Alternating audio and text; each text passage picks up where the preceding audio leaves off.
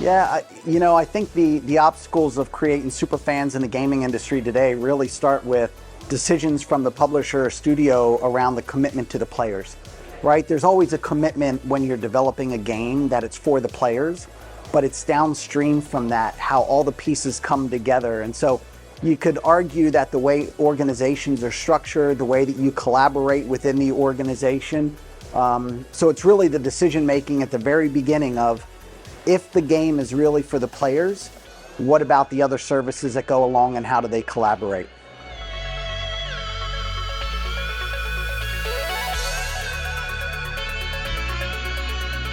Yeah, the functions like QA, localization, and player support coming together in an event and environment like this is critical. If you think about the gaming development lifecycle, games go from development to QA to localization to player support. But because most of the games these days are live services, that cycle continues.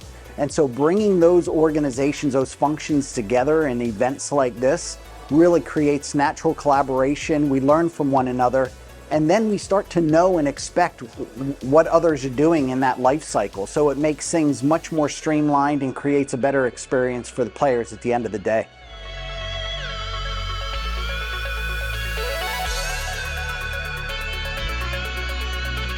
Ah, that's so tough. I will tell you, like, one of the highlights for us at Arise Gaming was that we got to host the community track, and so the collaboration in there was fantastic. But one of the big themes that I've heard throughout the event was automation. And I think it's great to know that automation is not the future, it's the now.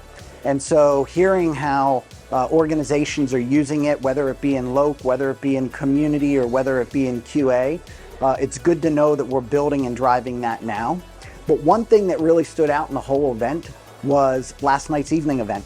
It was a great venue, outdoors, and it allowed the community to come together and just participate and network with one another.